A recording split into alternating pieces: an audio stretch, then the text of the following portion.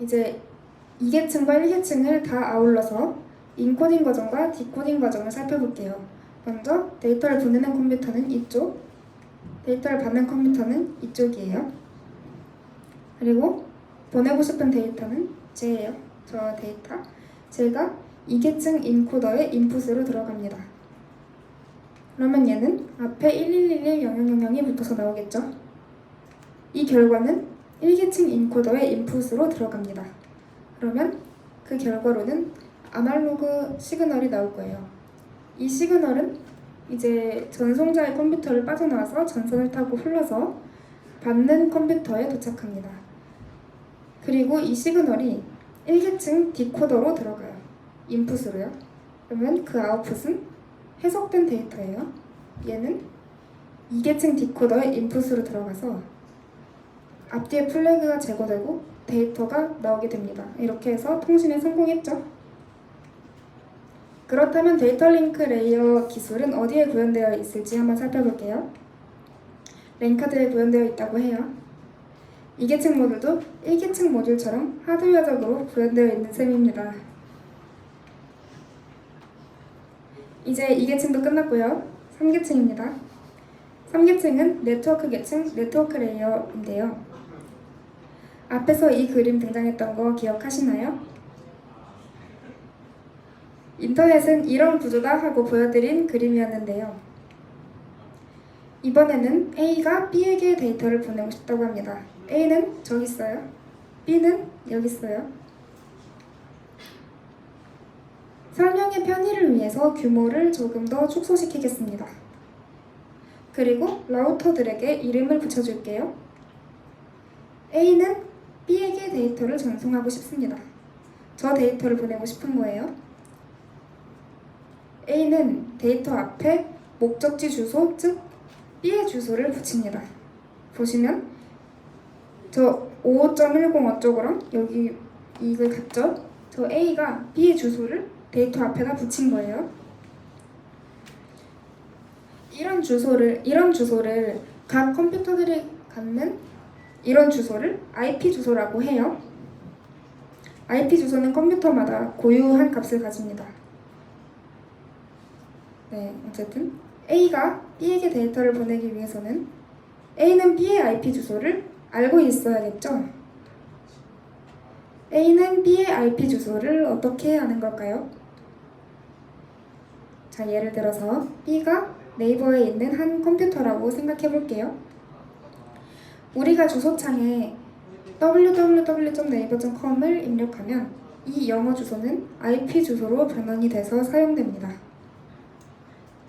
이게 어떻게 변환되는지가 궁금하시다면 DNS를 공부해 보시면 될 것 같아요.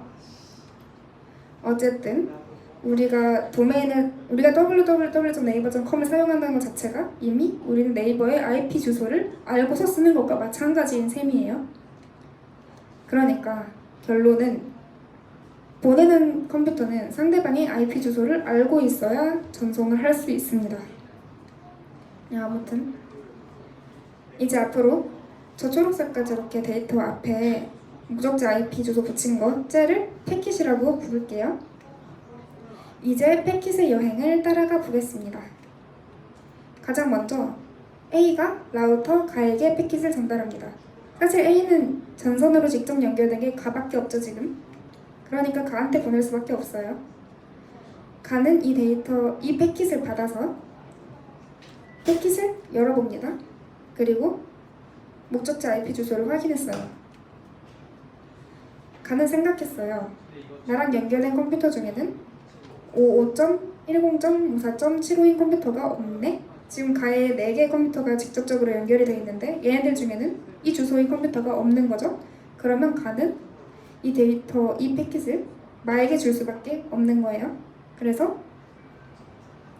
가는 데이터를 다시 포장한 다음에 자신과 연결되어 있는 유일한 라우터인 마에게 전달합니다. 패킷을 받은 라우터 마는 라우터 가가 그랬던 것과 마찬가지로 패킷을 까서 목적지 주소를 읽습니다.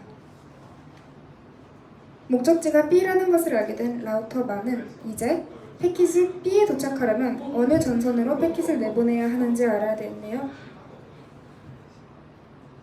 이게 무슨 말이냐면 우리는 딱 보면 이제 마에서 저 마에 있는 데이터가 여기에 도착하기 위해서는 이 전선을 데이터가 이렇게 타고 와야 이렇게 와야 도착한다는 거를 알겠죠?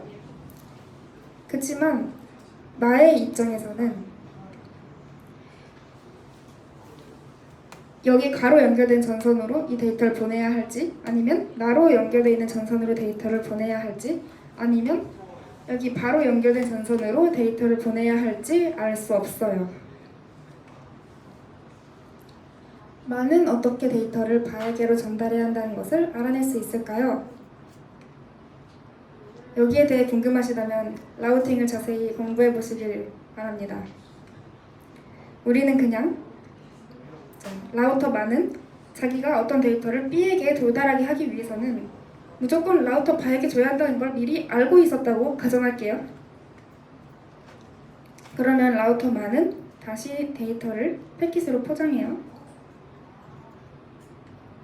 그리고 얘를 라우터 바에게 넘겨줍니다. 이렇게 패킷이 바에 도착했어요. 그러면 라우터 바는 마가 했던 것과 똑같은 방법으로 라우터 라에게 패킷을 보냅니다. 라는 자신과 연결된 컴퓨터 중에 IP 주소가 55.10.54.75인 컴퓨터가 있다는 것을 알고 있어요. 보시면 라에 B가 직접 연결되어 있으니까요. 그래서 라는 B에게 패킷을 줍니다. 이렇게 해서 A에서 출발한 패킷이 B로 무사히 도착했습니다. 그래서 결국 네트워크 레이어란 수많은 네트워크 연결로 이루어지는 인터네트워크 속에서, 이 말이 무슨 뜻이냐면 아까 전에 이 지금 얘랑 얘 이렇게 해서 총 4개의 네트워크들이 연결이 돼 있는 거예요. 얘네들은 다 각자의 네트워크들인데 라우터끼리의 연결을 통해서 여러 네트워크들이 연결이 됐죠. 이것을 인터 네트워크라고 하는데요. 그 속에서 어딘가에 있는 목적지 컴퓨터로 데이터를 전송하고 싶어요. 그럴 때 IP 주소를 이용해서 길을 찾죠. 그리고 자신의 다음 라우터, 그러니까 마의 입장에서 다음 라우터인 바에게 데이터를 넘겨주는 것. 이것이 네트워크 레이어에 속하는 모듈입니다.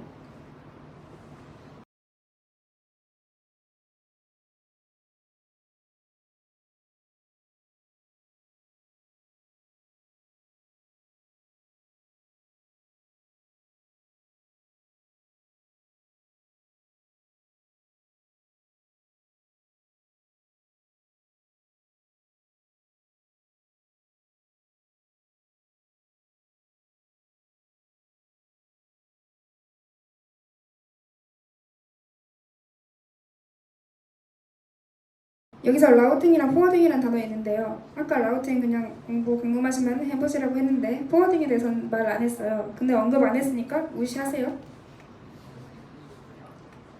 왼쪽에 데이터를 보내는 컴퓨터가 있고요. 오른쪽에 이번에는 수신책이 아니라 라우터예요. 정확히 말하면 데이터가 이제 보내는 컴퓨터에서 보내고 싶은 데이터가 처음에 3계층 인코더의 인풋으로 들어가요. 그래서 얘는 앞에 목적지 IP 주소가 붙어서 나오죠. 얘는 이제 뭐라고 생각하시면 되냐면 부소체라고 생각하시면 되고요. 객체 지향에 더 익숙하신 분들은 객체라고 생각하시면 돼요. 구소체나 객체나 둘 다 안에 변수가 있잖아요. 필드가 있잖아요. 그 변수 중에 하나에 데이터를 넣고 또 다른 변수를 만들어서 거기에 목적지 주소를 담는 이런 식인 거예요. 아무튼 저게 2계층 인코더의 인풋으로 들어갑니다. 그리고 그 결과는 이제 앞뒤에 111이랑 0000 붙은 게 나오겠죠? 얘는 다시 1계층 인코더의 인풋으로 들어가서 아날로그 신호가 돼서 나와요. 얘는 전선을 타고 넘어가서 인접한 라우터에 들어가고요. 라우터의 1기층 디코더를 통해 1차적으로 0과 1로 해석이 되고요. 이것이 2계층 디코더를 통과하면서 앞뒤의 플래그 11111과 0000이 없어져요. 얘는 3계층 디코더로 들어가서 이제 앞에 IP 주소는 이미 사용이 되고 데이터만 남죠. 얘는 다시 3계층 인코더로 들어가서 앞에 목적지 IP 주소가 붙고요. 그리고 얘는 또 2계층 인코더로 들어가서 다시 앞뒤에 플래그가 붙고요. 얘는 또 1계층 인코더로 들어가서 아날로그 신호가 되어서 다음 순서인 라우터에게 전달됩니다. 그렇다면 네트워크 기술은 어디에 구현되어 있을까요? 운영체제의 커널에 소프트웨어적으로 구현되어 있습니다. 네트워크 레이어 끝났고요. 이제 4계층 트랜스포트 레이어 전송계층을 시작하겠습니다. 앞에서 네트워크 레이어까지 하면서 인터넷상의 모든 컴퓨터가 서로와 통신할 수 있게 됐어요. 데이터를 받는 수신자는 전 세계의 컴퓨터로부터 데이터를 받을 수 있게 됐습니다. 그래서 이제 이 컴퓨터가 이 세 개의 데이터를 전 세계 어딘가로부터 받았다고 해볼게요. 그리고 이 컴퓨터에는 여러 개의 프로그램들이 실행되고 있었겠죠. 이 컴퓨터에 코코아톡이랑 배달의 부족이라는 두 개의 프로그램이 실행되고 있었다고 해볼게요. 그리고 실행 중인 프로그램을 프로세스라고 한다는 거를 아실 거라고 생각해요. 이제 컴퓨터는 자기가 받은 세 개의 데이터들을 저 프로세스들에게 나눠주려고 합니다. 그런데 어떤 데이터를 무슨 프로세스에게 줘야 할지 컴퓨터가 어떻게 알 수 있을까요? 이를 위해서 먼저 데이터를 받고자 하는 프로세스들은 포트 번호라는 것을 가져야 합니다. 포트 번호란 하나의 컴퓨터에서 동시에 실행되고 있는 프로세스들이 서로 겹치지 않게 가져야 하는 정수값입니다.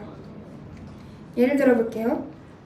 이 컴퓨터의 코코아톡은 8081번 포트 번호를 가지고 배달의 부족은 9000번 포트 번호를 가졌다고 해볼게요. 한편 이제 송신자가 데이터를 보내는 사람이 데이터를 보낼 때 그 목적지 컴퓨터의 프로세스 중에서 어떤 프로세스에게 줄지를 자기가 미리 알고서 그 프로세스의 번호를 데이터 앞에다 붙여줘야 됩니다. 데이터 전송자는 이 목적지 프로세스의 포트 번호가 9000이라는 걸 미리 알고 있는 건가요? 라고 누군가 물어볼 수 있겠죠? 네, 맞아요. 잠깐 딴소리인데요. 검색창에 네이버.com 저렇게 입력을 하는 건요. 사실 뒤에 땡땡80이 생략된 거예요. 네, 해보시면 땡땡80 말고 땡땡81이나 82 써보면은 접속이 안 될 거예요. 그러니까 우리는 네이버의 포트 번호도 알고 있는 셈이네요. 네, 아무튼 다시 수신자의 컴퓨터로 돌아와 보겠습니다. 얘는 데이터를 받는 컴퓨터고 저 두 개의 프로세스가 돌고 있어요. 그리고 이런 데이터가 들어왔고 또 얘도 들어왔고 얘도 들어왔어요. 이제 첫 번째 메시지를 뜯어볼게요. 포트 번호가 8081번이네요. 그러면 이 데이터는 코코아톡한테 주면 되겠네요. 다음 메시지 뜯어볼게요. 포트 번호가 얘도 8081번이네요. 얘도 코코아톡에게 주면 되겠네요. 다음 메시지는 포트 번호가 9000번인 걸 보니까 배달의 부족 거예요. 그러면 얘도 이렇게 자기 프로세스를 잘 찾아갈 수 있겠죠? 그래서 결국 트랜스포트 레이어란 포트 번호라는 걸 사용해서 도착지 컴퓨터의 최종 도착지인 프로세스, 즉 실행 중인 프로그램에까지 데이터가 도달하게 하는 모듈입니다. 얘도 이제 인코딩과 디코딩 과정을 살펴볼게요. 왼쪽엔 데이터를 보내는 컴퓨터, 오른쪽은 받는 컴퓨터입니다.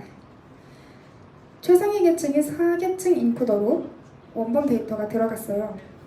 얘는 앞에 목적지 프로세스에 포트 번호가 붙어서 나오고요. 얘는 3계층 인코더의 인풋으로 들어갑니다. 3계층 인코더는 여기에 목적지 컴퓨터에 IP 주소를 붙여서 내보내고요. 얘는 이제 2계층 인코더로 들어갈 텐데요. 그냥 자리가 없으니까 합칠게요. 결과적으로는 아날로그 신호가 돼서 전선으로 흐르겠죠? 얘도 또 도착지에 1, 2계층 디코더를 통과하면서 이런 애로 나와요.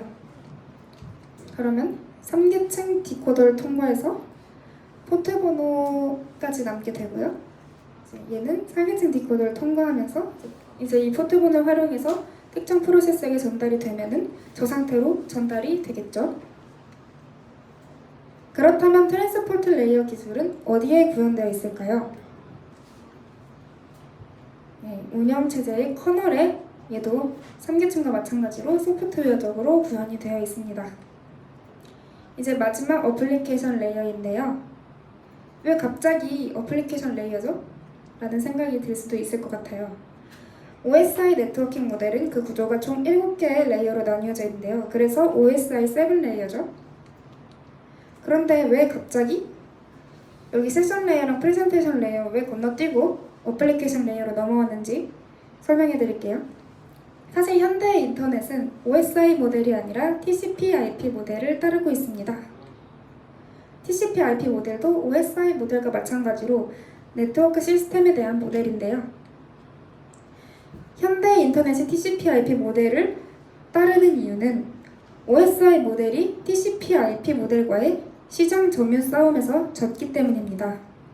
그러면 TCP/IP 모델을 잠깐 보고 갈게요. 여기 보시면 이쪽이 TCP/IP 모델이고 이쪽은 OSI 7 레이어 모델입니다. 보시면 OSI 7 레이어의 5, 6, 7계층이 하나의 어플리케이션 레이어로 뭉뚱그려진 걸 보실 수 있어요. 근데 잘 보시면 OSI에서 네트워크 레이어였는데 지금 인터넷 레이어가 됐네요. 그리고 1, 2계층이 하나로 뭉뚱그려졌네요. 근데 이거는 이쪽에 맞춰서 설명했잖아요. 왜 그랬을까요? 사실 TCP/IP 모델이 업데이트되면서 좀 바뀌었다고 합니다. 아마 업데이트는 좀 예전에 된 것 같아요. 아무튼 보시면 오리지널 TCP의 설계는 이랬는데 TCP/IP 업데이티드 설계는 이런 모양이에요. TCP/IP 모델이 업데이트되면서 오히려 이 1, 2계층과 트랜스포트 네트워크 이 아래 계층은 OSI 모델과 완전히 똑같아졌죠? 근데 여기는 그대로네요. 그래서 어플리케이션 이쪽만 뭉뚱그려서 TCP/IP 업데이티드 모델에 맞춰서 설명하려고 합니다. 그리고 오늘날 TCP/IP 오리지널보다 TCP/IP 업데이티드가 많이 사용되고 있다고 해요. 이제 어플리케이션 레이어로 다시 돌아올게요. 혹시 TCP/IP 소켓 프로그래밍에 대해서 들어보신 적 있나요? 혹시 해보셨을 수도 있을 것 같은데요. 운영체제의 트랜스포트 레이어에서, 그러니까 4계층 전송계층에서 제공하는 API를 활용해서 통신 가능한 프로그램을 만드는 것을 TCP/IP 소켓 프로그래밍 또는 네트워크 프로그래밍이라고 합니다. 소켓 프로그래밍만으로도 클라이언트 프로그램과 서버 프로그램을 따로따로 만들어서 동작을 시킬 수 있어요. 뿐만 아니라 TCP/IP 소켓 프로그래밍을 통해서 누구나 자신만의 어플리케이션 레이어 인코더와 디코더를 만들 수 있습니다. 이게 무슨 뜻이냐면요. 누구든 자신만의 어플리케이션 레이어 프로토콜을 만들 수 있다는 거예요. 어플리케이션 레이어도 다른 레이어들과 마찬가지로 인코더와 디코더가 있을 텐데요. 대표적인 어플리케이션 레이어의 프로토콜인 HTTP로 인코딩과 디코딩 과정을 조금만 살펴봅시다. HTTP를 이해하기 위해서는 먼저 클라이언트와 서버 패러다임을 알아야 합니다. 그런데 사실 여기 계신 분들이 다 백엔드 개발자분들이어서 클라이언트 서버 패러다임에 대해서 누구보다 잘 아실 거예요.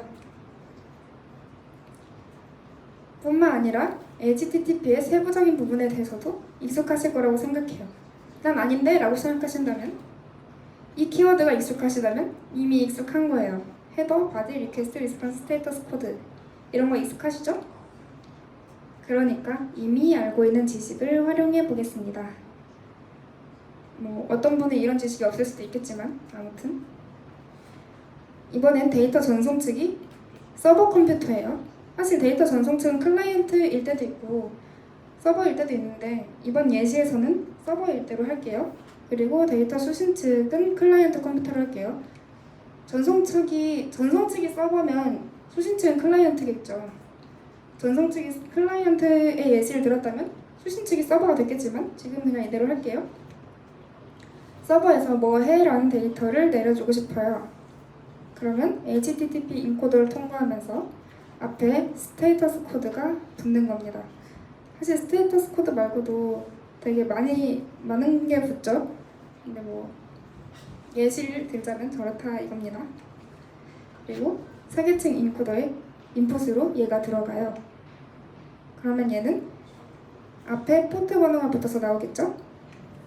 얘는 이제 1에서 3계층 인코더를 통과해서 또 아날로그 신호가 돼서 전선을 타고 흘러서 목적지에 도착할 거예요. 그러면 클라이언트 컴퓨터에는 1에서 3계층 디코더가 있어서 이 아날로그 신호가 이렇게 해석이 되고요. 얘는 4계층 디코더로 들어가서 이렇게 바깥의 데이터들은 제거되고 그 안쪽의 데이터가 꺼내지고 얘는 HTTP 디코더를 통과하면서 이렇게 데이터를 꺼낼 수 있게 되는 것입니다. 물론 모든 컴퓨터는 항상 거의 대부분 우리의 범용 컴퓨터는 데이터를 전송하기도 하고 수신하기도 하죠. 그러니까 우리 컴퓨터에는 당연히 인코더와 디코더가 다 있겠죠. 네, 여기까지 제 설명은 끝이고요. 이제 추가로 여기 계신 분들 다들 MVC 패턴 익숙하실 거라 생각해요. MVC 패턴은 소프트웨어 아키텍처 중 하나인데요. MVC와 마찬가지로 소프트웨어 아키텍처 중에 레이어드 아키텍처라는 아키텍처가 있습니다. 이 레이어드 아키텍처를 따르는 대표적인 예가 네트워크 시스템입니다. 그러니까 네트워크 시스템은 하나의 커다란 소프트웨어라고 할 수 있습니다. OSI 7레이어 모델은 이 거대한 네트워크 소프트웨어의 구조를 설명하는 것입니다. 네, 많은 도움이 되었길 바랍니다. 감사합니다.